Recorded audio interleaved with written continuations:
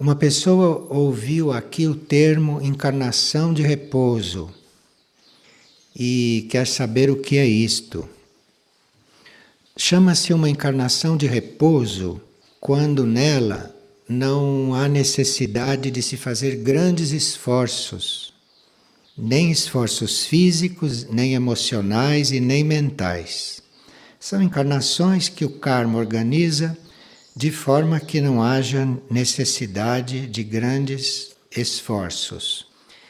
Isto para que os corpos se restaurem de um trabalho excessivo ou de algum desgaste ou de alguma experiência mais violenta numa encarnação anterior.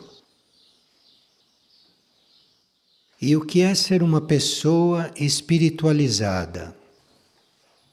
Bem, pode ser considerado um ser que já está fazendo contatos com leis imateriais. Um ser que está começando a fazer a ponte com a evolução supranatural. Então, isto é muito gradual, isto é muito lento. Então, a pessoa vai se espiritualizando, isto é, vai fazendo estes contatos com estas leis que não são as leis da matéria. E quando a pessoa começa a fazer esta ponte com a alma, com o seu núcleo interno, superior, então ela vai moldando a sua personalidade. O ego vai sendo moldado, o ego vai se adaptando a novas situações, a uma nova visão da vida. Enfim, a pessoa vai se espiritualizando, como se diz comumente. E uma pessoa observou que quando alguém faz uma cirurgia no coração, que a pessoa muda muito depois da cirurgia.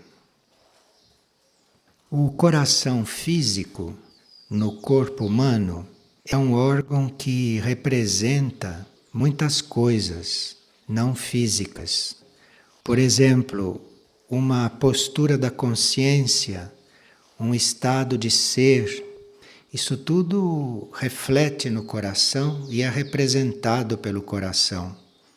Então, alguém que desenvolva consciência, que conheça estados mais evoluídos de ser, passa a ter uma atitude cardíaca, uma atitude de doação diante das pessoas, passa a ter compreensão, compaixão. E o órgão físico está sempre refletindo isto. É como se o órgão físico fosse no corpo físico o lugar aonde esta coisa ancora fisicamente. Então, quando o coração está um pouco bloqueado ou quando o coração está um pouco prejudicado por alguma questão física, tudo isto encontra uma certa dificuldade para ancorar no corpo físico. Fica na mente da pessoa, na intenção da pessoa, no comportamento, mas no corpo físico aquilo fica como que não podendo ancorar completamente nas partículas mesmo do corpo físico. Então, quando acontece de haver uma cirurgia no coração, uma cirurgia que tenha sido correta, que tenha sido oportuna, quando acontece então um desbloqueio no coração, ou uma limpeza, o que for que se tenha conseguido, em seguida o ânimo da pessoa, a consciência da pessoa, o estado de ser da pessoa acompanha aquele processo. Quer dizer que antes da cirurgia, aquele estado de ser não podia se expressar totalmente na vida física, porque o coração apresentava dificuldades. E logo depois do desbloqueio, aquele estado de ser consegue fluir. Então, pode mudar o comportamento da pessoa.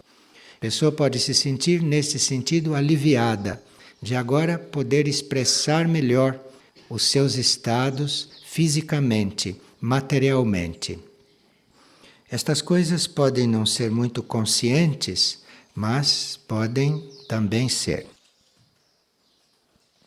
Uma pessoa está perguntando quantas vezes uma mônada pode ser transmutada, isto é, quantas vezes a mesma mônada pode entrar em um corpo, sair, depois entrar em outro, sair, passar algum tempo em cada corpo. Não há número fixo para estas coisas. Isto depende daquilo que a mônada deve fazer aqui na Terra, do caminho que a mônada deve fazer aqui. Pode ser que a mônada, sendo muito lúcida e tendo muito contato com o plano evolutivo, esta mônada pode tomar a decisão de transmutar em alguns corpos, em mais de um, para poder cumprir estas tarefas. Porque a mônada pode ter uma tarefa a cumprir e pode precisar de um corpo adequado para que aquela tarefa possa acontecer. Então, há uma conjuntura kármica, há uma conjuntura de fatores, todos superiores, dentro das leis superiores, e esta mônada pode ocupar algum corpo, cujo habitante, cujo ser que estava ali, ceda este corpo para ela. Tanto o corpo pode ser cedido totalmente, então neste caso quem estava naquele corpo deve desencarnar. Como aquele corpo pode ser cedido parcialmente. Quem está naquele corpo abre um espaço, continua no corpo até certo ponto e a outra mônada passa a agir ali. Aqui nestes casos precisa que haja muita sintonia entre as duas mônadas. E isto é mais simples para acontecer, num certo sentido, porque se a tarefa da mônada é curta, se a tarefa da mônada não é prolongada, então uma situação como esta é muito mais viável. Porque aí ela passa a ocupar aquele corpo parcialmente, estando em sintonia com o habitante do corpo. As coisas podem se desenvolver sem nenhuma dificuldade e terminada a tarefa, a mônada se retira e a outra volta totalmente para o corpo. Então, se há uma mônada bem instruída, uma mônada bem avançada, que consiga compreender estas coisas, então aquele corpo pode eventualmente servir para vários trabalhos de outras mônadas.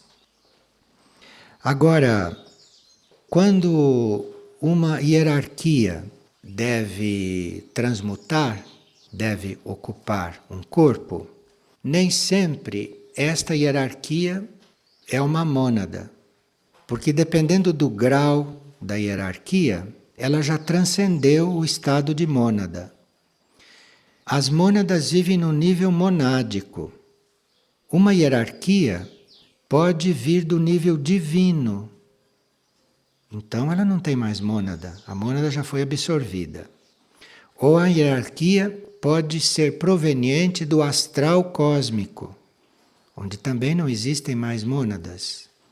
Existem regentes, avatares, não mais mônadas.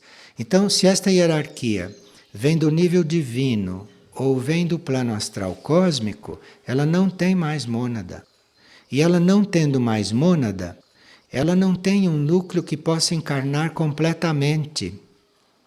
Porque o núcleo de uma hierarquia não pode entrar totalmente em um corpo físico, porque um corpo físico não resistiria a esta vibração. Então, se a hierarquia não é mais mônada, se é uma hierarquia superior, o habitante do corpo, se vai se retirar completamente, o corpo tem que ter a possibilidade de funcionar por conta própria, porque a hierarquia não vai cuidar daquilo. A hierarquia não pode nem estar completamente dentro daquele corpo. A hierarquia liga um fio naquele corpo. A hierarquia faz um canal de contato com aquele corpo para que a sua tarefa possa ser cumprida aqui na Terra. Mas ela não está totalmente dentro daquele corpo. Então pode ser que naquele corpo não haja mais mônada, não haja mais alma, porque aquilo tudo se afastou para ceder o corpo. Então este corpo deve ter uma estrutura suficiente, um alinhamento com o astral e com o mental do mesmo indivíduo, para que ele possa funcionar por si, para que ele possa se autogovernar naquilo que os corpos têm que ser governados. E uma pessoa está perguntando o que significa divinização da vida. Quando nós, através da devoção, da nossa concentração na meta espiritual, nós formamos vínculos internos com a hierarquia espiritual. Então, quando este vínculo se forma, através da nossa devoção, do nosso interesse por isso, da nossa busca, da nossa oração, cada um tem uma forma de se coligar com a hierarquia espiritual. Então, deste indivíduo, o mundo imaterial e os mundos extraplanetários começam a se aproximar.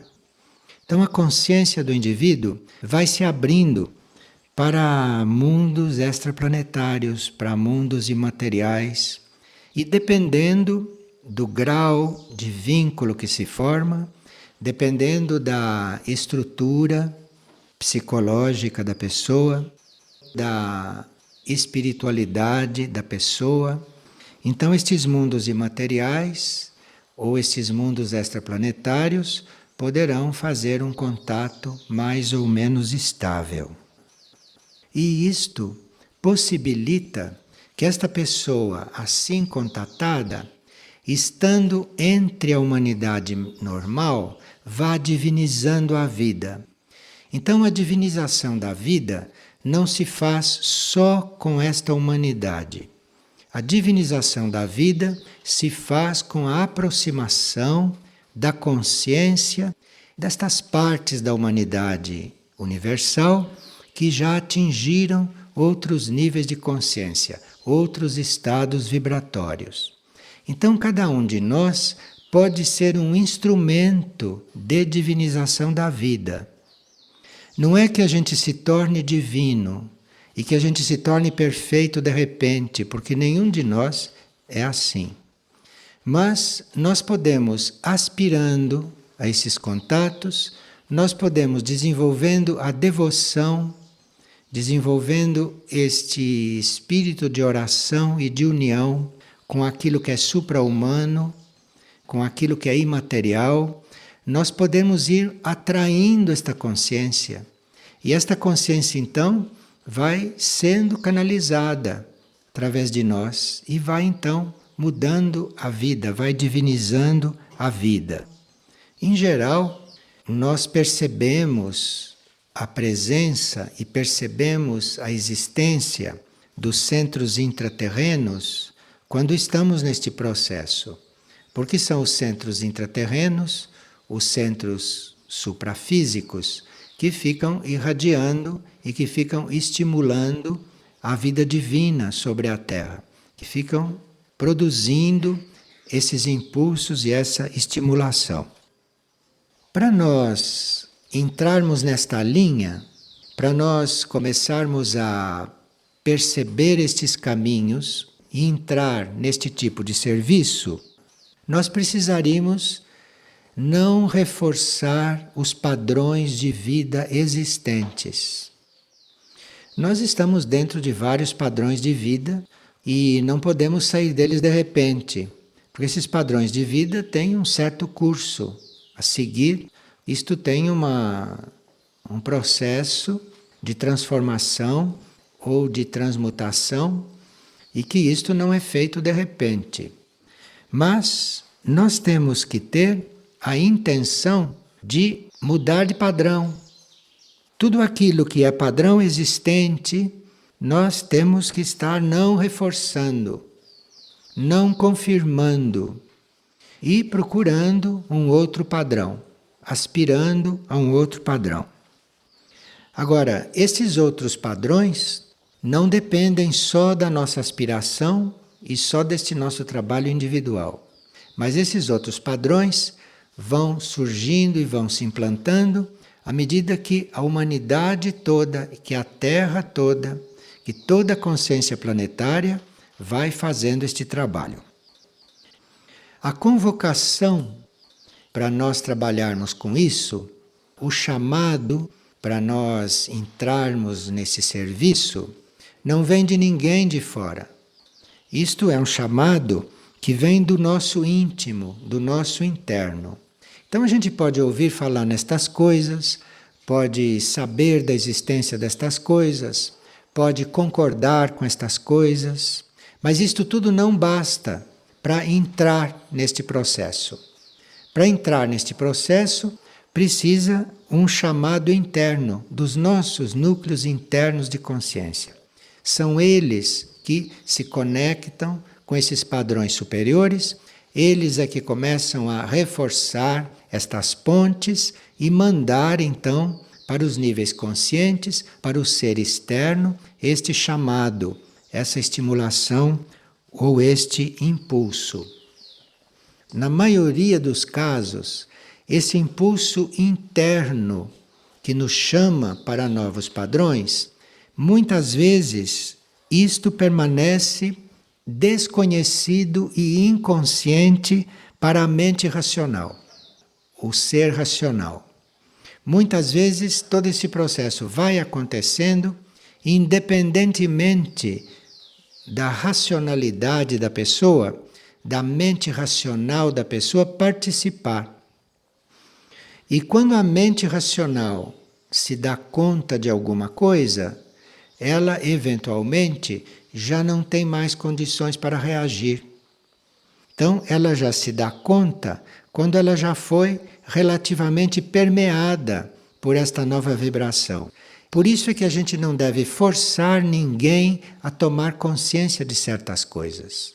Então nós podemos observar que uma pessoa está passando por um processo interior destes, mas nós temos que ter muita cautela, muito cuidado para não levar aquilo artificialmente para o plano consciente dela. Não mostrar a ela com provas o que está acontecendo com ela, porque a parte consciente, se não descobriu por si, pode não estar preparada para isto.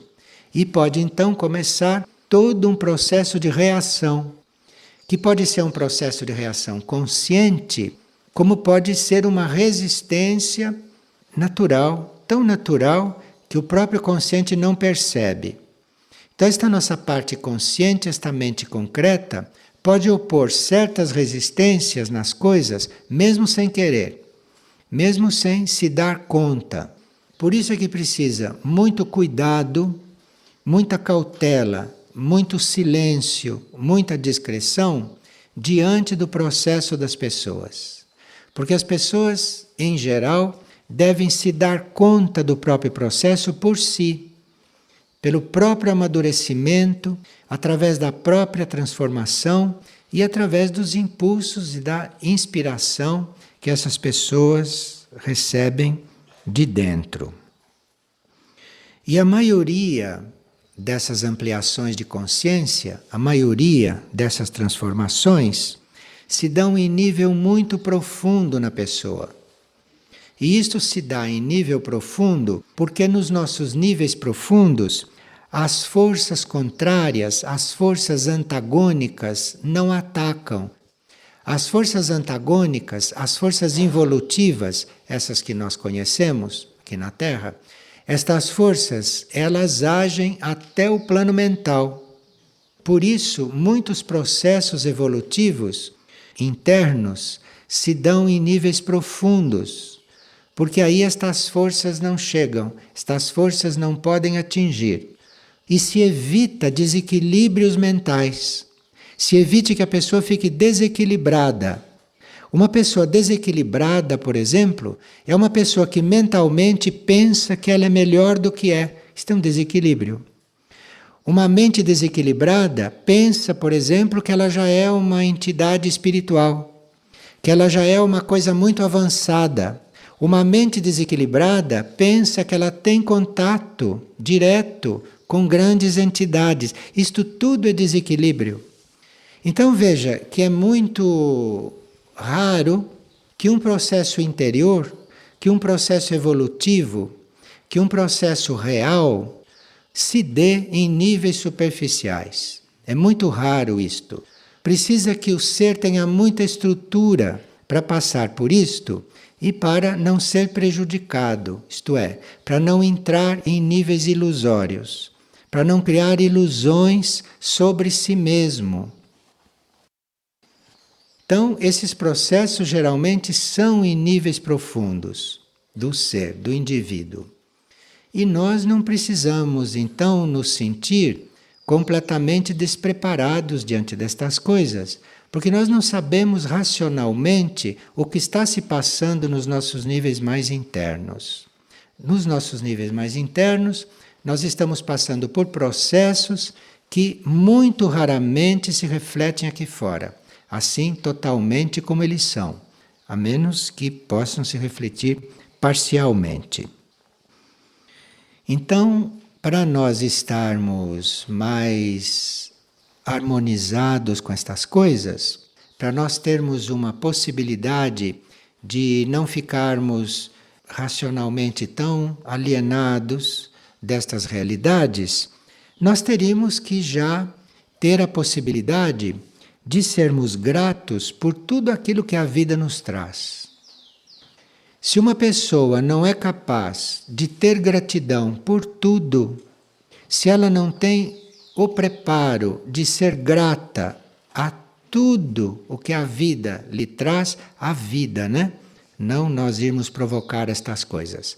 O que a vida vai nos trazendo, se nós tivermos gratidão por qualquer coisa que seja, isto quer dizer que o nosso ser externo, que o nosso ser racional, que a nossa parte consciente já está preparada para começar a ter consciência destas coisas.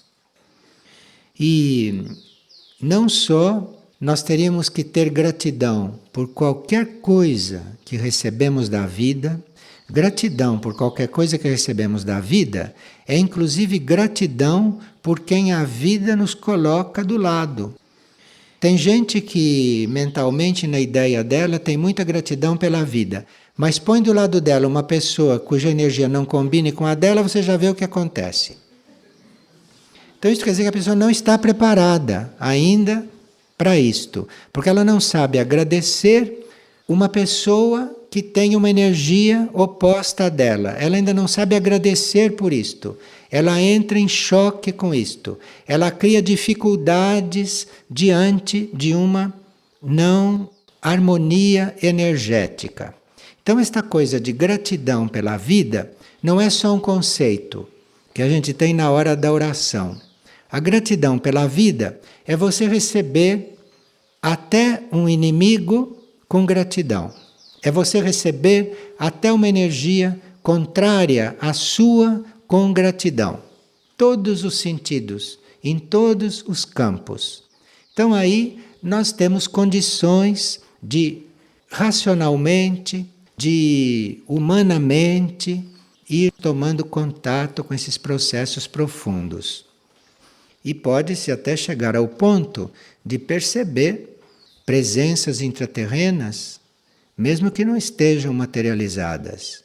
Pode-se perceber presenças angélicas, presenças dévicas, novas energias. Podemos perceber as indicações que as energias estão trazendo. Então entramos num outro circuito de compreensão das coisas. Entramos num outro nível de serviço diante destas coisas todas. E uma chave muito importante para estas coisas nos acompanharem e para estas coisas irem se instalando na nossa vida, na nossa consciência, é nós estarmos sempre bem dispostos para reconhecer no outro a essência divina e para penetrar além daquilo que normalmente se vê no outro.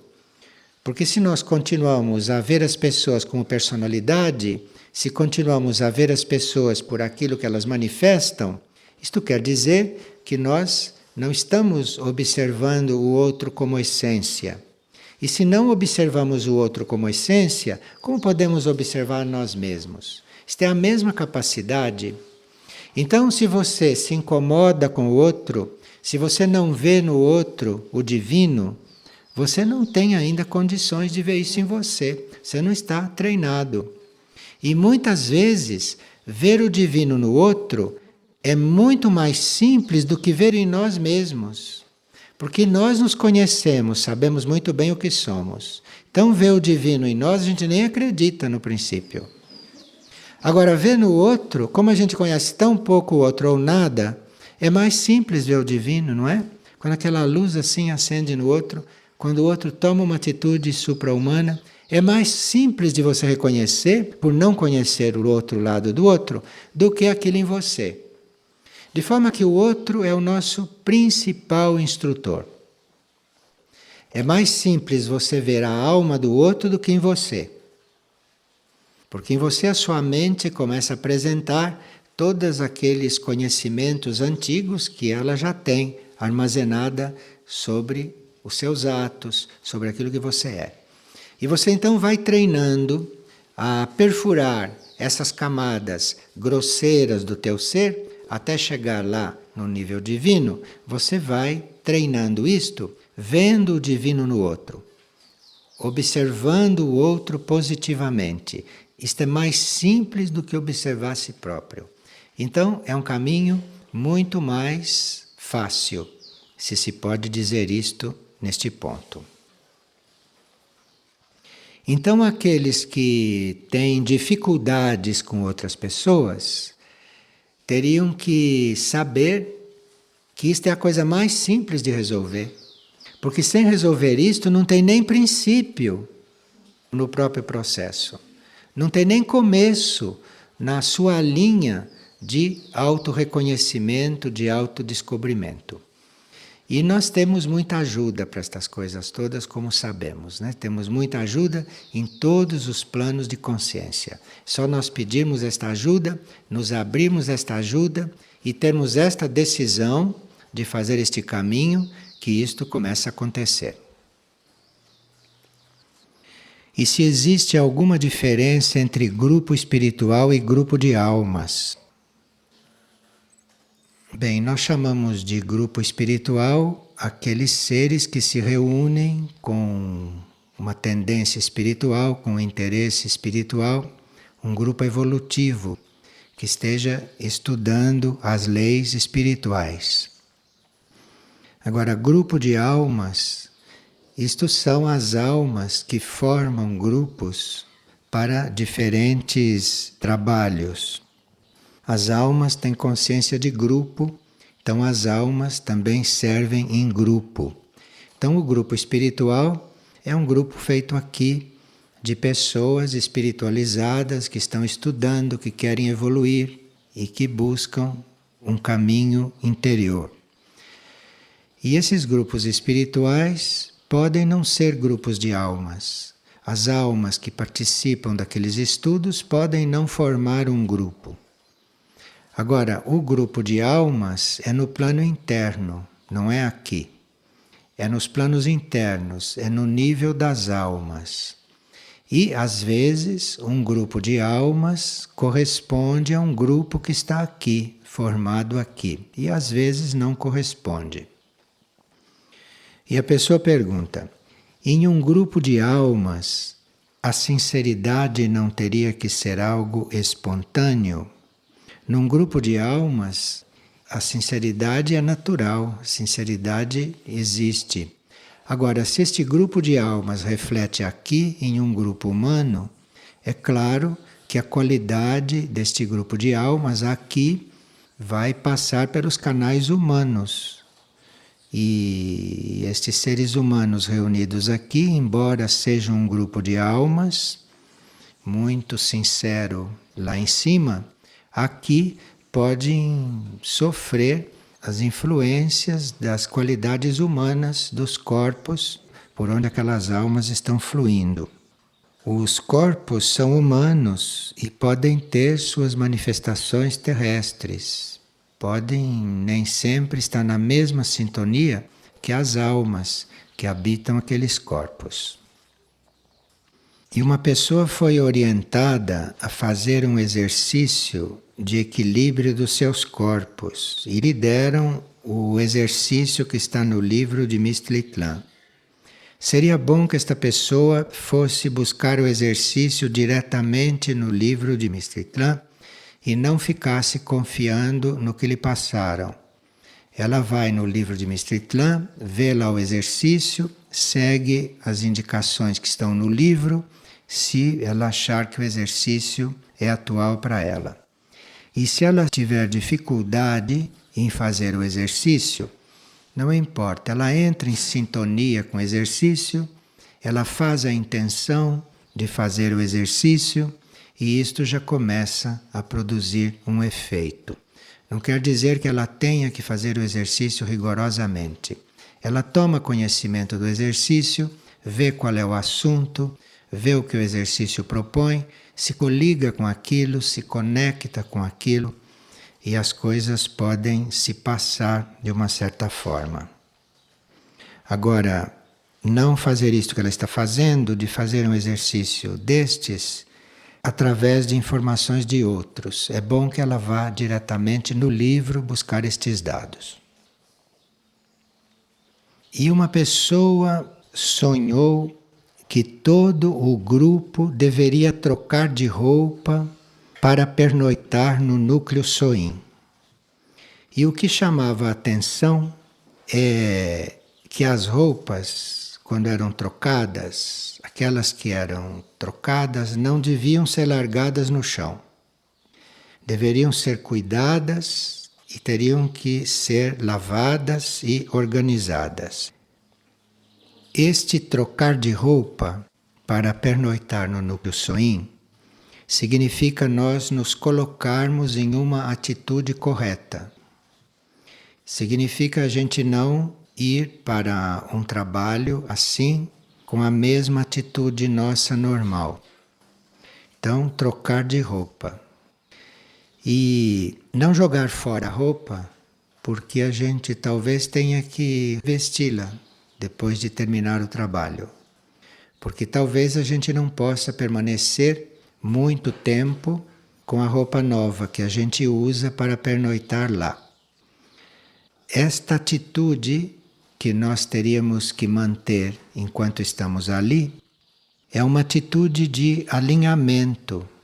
E talvez seja um tipo de alinhamento que a gente não possa manter permanentemente.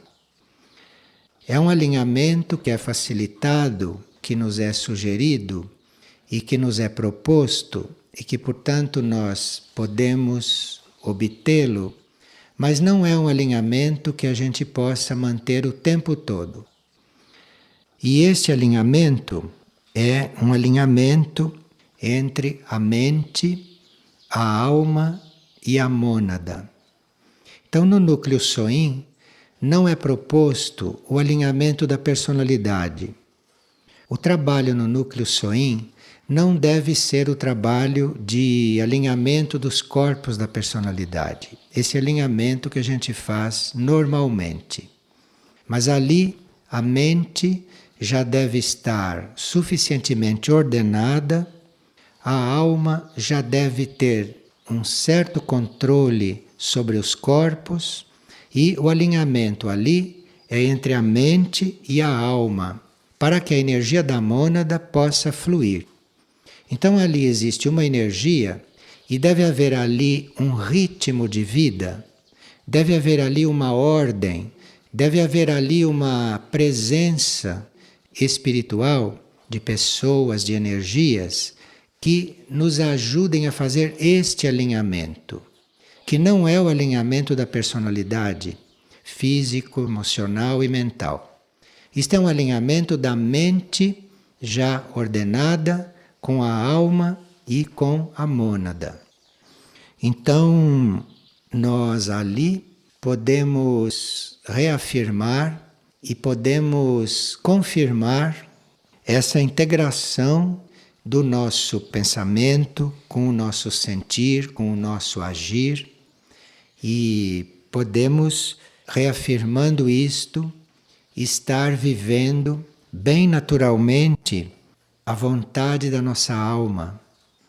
E se este alinhamento ali se faz, se este alinhamento se confirma, então se esta mente daqueles que estão ali está na busca desta alma, desta mônada, então aí começa um alinhamento que predispõe a nossa consciência, mesmo a nossa consciência humana, a tomar consciência dos grupos internos, tomar consciência da vida interna, através também de um trabalho das naves e de um trabalho da hierarquia espiritual que é muito típico naquela área. Então, nós teríamos que ter presente este alinhamento e não que estar buscando no núcleo Soin uma disciplina da personalidade. Isso já deve estar feito na pessoa. Isto já deve ter acontecido na pessoa. Ali não é lugar de alinhamento da personalidade. Ali é o alinhamento mente, alma e mônada que se faz. Esta é a energia disponível ali. Então isto é o traje, a roupa que nós temos que vestir para ir pernoitar ali. E claro que nós temos um trabalho a fazer na personalidade, que temos um trabalho a fazer no alinhamento dos corpos, então não podemos nos manter neste outro alinhamento o tempo todo. Nós temos que, a uma certa altura, voltar ao trabalho normal de alinhamento da personalidade. Mas, estando ali, teríamos que ter isto presente para que o nosso conhecimento da vontade superior para nós vá ficando claro e para que a gente possa fazer esta experiência de estar em contato com os grupos internos, com os seres dos planos internos e com a vida interior.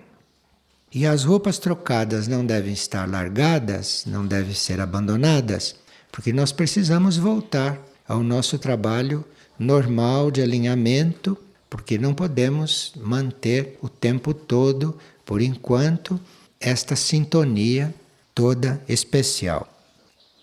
Agora, nós temos que observar o quanto não estamos afinados neste trabalho de pensar, de sentir e de agir com unidade e irmos ajustando estas coisas, irmos tratando de fazer com que a nossa ação externa, com que a nossa vida externa fosse a mais próxima possível daquilo que nós sentimos e daquilo que nós pensamos. E ir integrando isto, ir fazendo esta síntese.